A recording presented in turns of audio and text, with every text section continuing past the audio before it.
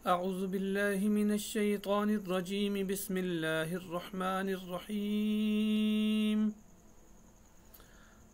अलिफ लाम मीम ज़ालिकल किताबु ला रैब फ़ीहि हुदल लिल मुत्तक़ीन अल्लज़ीना युमिनून बिल ग़ैबि व युक़ीमूनस सलाता व मिम्मा रज़क़नाहुम युनफ़िक़ून वल्लज़ीना युमिनून बिमा उन्ज़िल इलैका वमा उन्ज़िल मिन क़ब्लिक व बिल आख़िरति हुम यूक़िनून उलाइका अला हुदम मिर रब्बिहिम व उलाइका हुमुल मुफ़्लिहून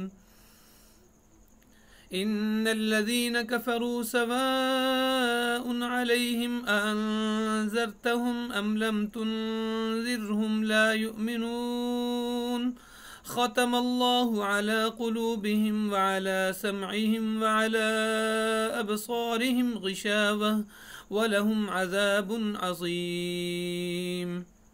सदक़ल्लाहुल अज़ीम। इंतहाई मोहतरम नाज़रीन, मेरा आज का मौजू सूरह बकरा की पहली 7 आयात हैं। ये सूरह मुबारका कुरान मजीद की सूरतों के एतबार से सूरह नंबर 2 है। पहले पारे के अंदर ही ये मौजूद है। इसकी 7 आयात मैंने आपके सामने तिलावत की हैं और इन 7 आयात की जो पहली तरतीब तो ये है कि इसमें जो पहली 2 आयात हैं वो इस किताब की हक़ानियत, इस किताब की सच्चाई, इसकी सदाकत की गवाही दे रही हैं, उसकी दलील पेश कर रही हैं कि बिस्मिल्लाहिर्रहमानिर्रहीम अलिफ लाम मीम ज़ालिकल किताबु ला रैब फ़ीहि, यानी ये वो किताब है जिसके अंदर किसी शक की कोई गुंजाइश नहीं है। जो अगली आयत है, तीसरी आयत नंबर 3, वो दरअसल पीछे जो हम सूरह फातिहा के अंदर दुआ कर चुके हैं, अल्लाह रब्बुल आलमीन ने उसका जवाब यहाँ पे दिया है। यानी हम सूरह फातिहा के अंदर अल्लाह से ये हमने दुआ की, इहदिनस सिरातल मुस्तकीम, या अल्लाह हमें सीधा रास्ता दिखा। अल्लाह ने फरमाया तुमने दुआ की है तो ये तुम्हारे लिए दुआ का जवाब मौजूद है कि हुदल लिल मुत्तकीन, जो हिदायत है, जो रास्ता है सीधा, जो हिदायत का रास्ता है, जो कामयाबी का रास्ता है, जो निजात का रास्ता है, वो किन के लिए है? वो सिर्फ उन लोगों के लिए है जो तक़वा इख्तियार करें, जो मुत्तकीन हैं। नाज़रीन, जो मुत्तकीन हैं, मुत्तकीन का मतलब ये है, अगर हम इसको तमाम मुख्तलिफ़ चीज़ों को समो दें एक जगह पे, तो यह है कि जिनकी ज़िंदगी अल्लाह की रज़ा के मुताबिक हो, जिनका ओढ़ना बिछोना अल्लाह और उसके रसूल सल्लल्लाहु अलैहि वसल्लम के अहकामात हों। कि तौहीद तो ये है कि खुदा हशर में कह दे, बंदा ये दो आलम से खफा मेरे लिए था। यानी इंसान, वो रसूलुल्लाह सल्लल्लाहु अलैहि वसल्लम ने फरमाया ना कि मन अहब्ब लिल्लाहि व अबग़द लिल्लाहि व अअता लिल्लाहि व मना लिल्लाहि फ़क़द इस्तकमल ईमान। किसी से मोहब्बत हो अल्लाह के लिए, किसी से दुश्मनी हो अल्लाह के लिए, किसी को कुछ दिया अल्लाह के लिए, किसी से कोई कुछ देने से रुक गया अल्लाह के लिए। यानी ज़िंदगी के हर काम में देखा अल्लाह और उसके रसूल का हुक्म क्या है, तो ये तकवा है।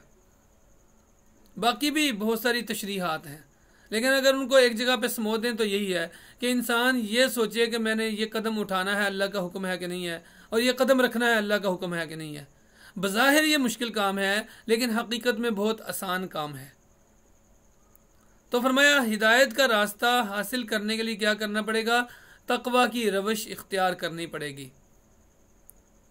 और उस तकवा की रविश को इख्तियार करने के लिए जो बुनियादी लवाजमात हैं, जो बुनियादी मुतालिबात हैं, वो आगे रखे हैं अगली 2 आयात के अंदर। तो दोबारा दोहराता हूँ, पहली 2 आयात के अंदर इस किताब की हक़ानियत, इसकी सदाकत का ऐलान। तीसरी आयत के अंदर पिछली जो दुआ है जो सूरह फातिहा के अंदर है उसका जवाब है कि हिदायत मिल सकती है किनको, जो मुत्तकीन होंगे। और अगली 2 आयत में, आयत नंबर 4 और 5 में मुत्तकीन के लिए जो बुनियादी लवाजमात हैं वो बयान किए गए हैं कि वो क्या हैं, वो खतूत क्या हैं जिनके अंदर रह के इंसान तक़वे की रवश पे चल सकता है। तो पहला क्या है, अल्लज़ीना युमिनून बिल गैब, वो गैब पर ईमान रखते हैं। क्या मतलब है कि वो ईमान रखते हैं अल्लाह है, वो ईमान रखते हैं अल्लाह का रसूल भी मौजूद है, यानी वो भी एक रसूल है अल्लाह का जो हमारे लिए हादी है, हमारे लिए रहनुमा हैं, जिनकी ज़िंदगी जिनकी सीरत हमारे लिए काबिल अमल है, काबिल नमूना है। और दोज़ख पर ईमान है, जन्नत पर ईमान है, क़यामत पर ईमान है, मौत पर ईमान है, मरने के बाद जी उठने पर ईमान है, हिसाब पर ईमान है, किताब पर ईमान है, फ़रिश्तों पर ईमान है।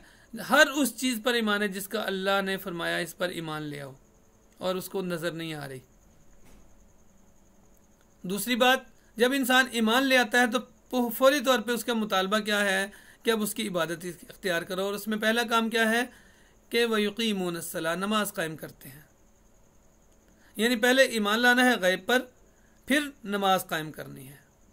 अच्छा, जब भी कुरान मजीद को आप पढ़ते हैं तो आपको यहाँ पे नमाज पढ़ने का हुक्म नहीं दिया गया। अब इसका मतलब ये नहीं कि नमाज पढ़नी नहीं है, नमाज पढ़नी है, लेकिन अल्लाह फरमाते हैं कि ये कुछ अल्फाज तुमने ज़ुबान से अदा करने हैं और उनका इजहार अपने अमल से करना है।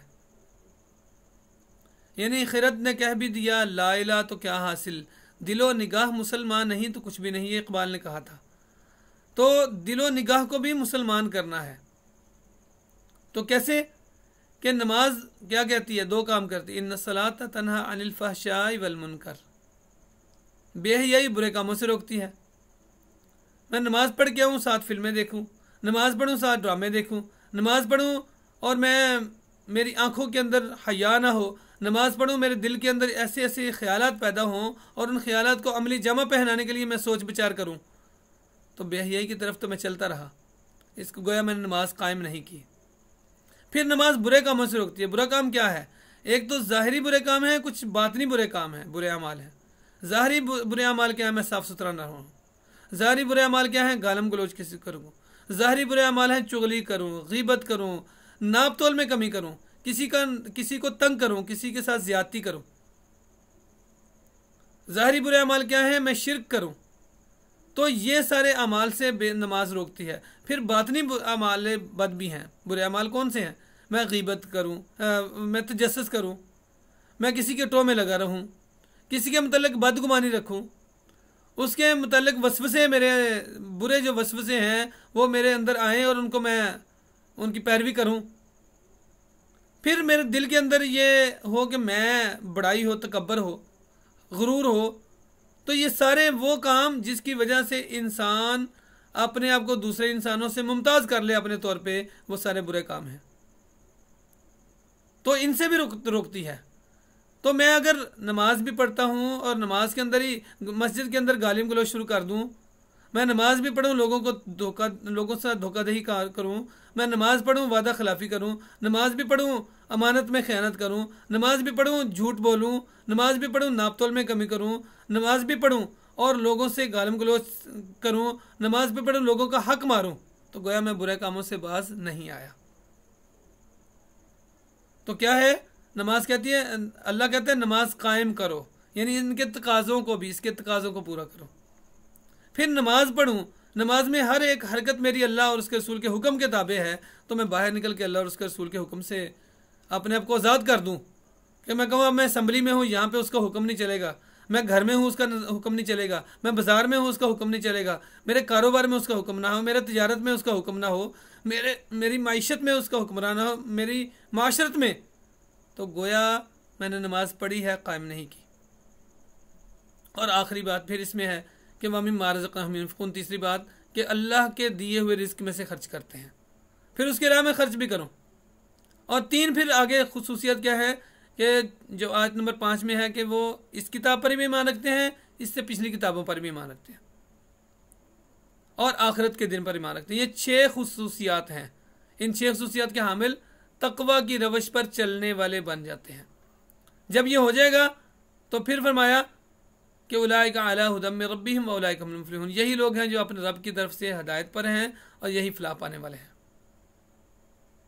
अगली जो 2 आयात हैं उनके अंदर अल्लाह रब्बुल आलमीन क्या फरमा रहे हैं, वो कुफ़ार की खुसूसियात बयान की हैं, उनकी कैफियत को बयान किया है कि वो क्या होते हैं। वो कहते हैं जी हम नहीं मानते। अब उनको डराओ ना डराओ उनके लिए बराबर है। और क्यों बराबर है, क्यों वो नहीं मानते? अल्लाह ने उनके दिलों पर मोहर लगा दी, उनके कानों पर मोहर लगा दी और उनकी आंखों के आगे पर्दा डाल दिया, और उनके लिए बहुत बड़ा अजाब है। तो नाज़रीन, ये जो पहला रुकू है, इसकी 7 आयात की तरतीब मैंने आपके सामने रखी है, उसका मैंने मफहूम भी आपके सामने रखा है। और हैरान कुन बात यह है कि ये 7 आयात के अंदर किताब की सदाकत, उसकी हकानियत, मोमिनीन की सिफ़ात, मुत्तकीन की सिफ़ात, उनका इनाम, और उसके साथ साथ कुफ़ार की कैफियत को बयान किया है 7 आयात के अंदर। लेकिन अगली 13 आयात के अंदर अल्लाह रब्बुल आलमीन ने मुनाफिकीन का जिक्र किया है। अब तसव्वुर कर लें कि मुनाफ़क़त अल्लाह के नज़दीक कितनी बदतर है और कितनी बदतरीन है।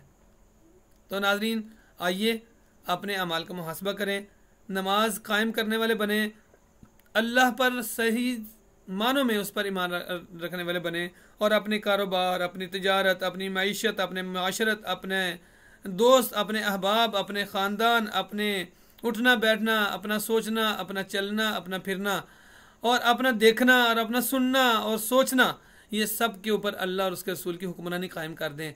हमें बहुत बड़ी तब्दीली की शायद ज़रूरत ना पड़ेगी अगर मैं ख़ुद तब्दील हो जाऊँ। अल्लाह ताला हमें हकीकी तब्दीली नसीब फरमाए। जज़ाकल्लाह।